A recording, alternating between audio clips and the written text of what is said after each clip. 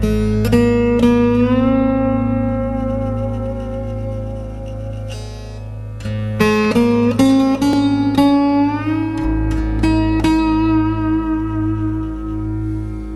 মুখের রুদ্রাক্ষ। ব্যবসা করছেন, হিসেব পারফেক্ট হচ্ছে না। চাকরি করছেন কিন্তু মাসের শেষে প্রত্যেক মাসে লোন করতে হচ্ছে। টাকা পয়সার প্রপার ইউটিলাইজেশন করতে পারছেন না। হিসেব করছেন, বুঝতে পারছেন প্রচুর আয় হচ্ছে, কিন্তু কিভাবে খরচ হয়ে যাচ্ছে, কোথায় খরচ হয়ে যাচ্ছে আইডেন্টিফাই করতে পারছেন না। টাকা থাকছে না। সবচেয়ে বড় কথা, টাকার হিসেব আপনি কন্টিনিউ রাখতে পারছেন না। পড়াশোনা করছেন, মন বসছে না। সামনে একটা পরীক্ষা রয়েছে, কিন্তু সেই পরীক্ষায় আপনি পার্টিসিপেট করতে পারছেন না। মনের মধ্যে ভয় চলছে, স্মৃতিশক্তির সাপোর্ট পাওয়া যাচ্ছে না। আত্মবিশ্বাস কোথায় তলিয়ে গেছে খুঁজে পাওয়া যাচ্ছে না। নিজের সিদ্ধান্ত গ্রহণ করতে পারছেন না। সব সময় একটা মনের মধ্যে ভয় কাজ করছে। সবচেয়ে বড় বিষয় হলো স্মৃতিশক্তি ধীরে ধীরে কমছে, কনফিডেন্স লেভেলও কমছে, স্মৃতিশক্তিও কমছে। এই সমস্ত সমস্যায় যদি আপনি ভুগে থাকেন, গ্রহণ করতে হবে একটি চার মুখের রুদ্রাক্ষ।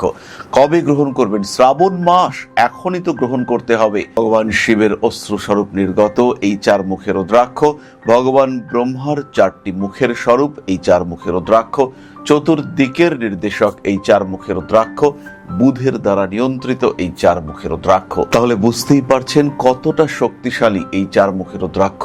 তাকে জাগ্রত করে তুলব আমরা ওং রিম নমঃ মন্ত্রে। জাগ্রত করে তুলতে পারি আমরা সিম্পল ওং নমঃ শিবায় মন্ত্রে, অথবা ওং ব্রহ্মণে নমঃ এই মন্ত্রেও আমরা চার মুখের রুদ্রাক্ষকে জাগ্রত করে তুলতে পারি। অত্যন্ত শক্তিশালী, অত্যন্ত পাওয়ারফুল, কিন্তু অতি সহজলভ্য এই রুদ্রাক্ষ জীবনের বহুমুখী সমস্যাগুলিকে সমাধান করে তুলতে পারে। তবে ইন জেনারেল শিক্ষা সম্পর্কিত ক্ষেত্রে বা হিসেব মেলাতে পারেন না যারা, তাদের ক্ষেত্রে এই রুদ্রাক্ষ অধিক ফলদাতা। পড়াশোনা যারা করছেন বা শিক্ষা সম্পর্কিত পেশায় যারা যুক্ত রয়েছেন, তাদের জন্য এই চার মুখের রুদ্রাক্ষ অতি সহজলভ্য, সহজেই ধারণ করা যায়। জাগ্রত করে তোলা সেটাও অত্যন্ত সহজ, গ্রহণ করা যেতে পারে চার মুখের রুদ্রাক্ষ। হতে পারে রুদ্রাভিষেক করা আপনার জন্য সম্ভব নয়, হতে পারে সংকল্প সাধিত প্রাণ প্রতিষ্ঠা, সেটাও আপনি করতে পারছেন না। শুধুমাত্র ওং নমঃ শিবায় মন্ত্রে জপ করুন এই রুদ্রাক্ষ। সাধারণভাবে ধুয়ে পরিষ্কার করে নিন। কেশর মিশ্রিত জল, কেশর মিশ্রিত দুধ, কাঁচা দুধে ধুয়ে পরিষ্কার পরিচ্ছন্ন করে রুদ্রাক্ষ ধারণ করা যেতে পারে। পঞ্চ অমৃত দ্বারা এই রুদ্রাক্ষকে শুদ্ধ করা যেতে পারে। শক্তি বৃদ্ধির জন্য মন্ত্র জপ করতে হবে।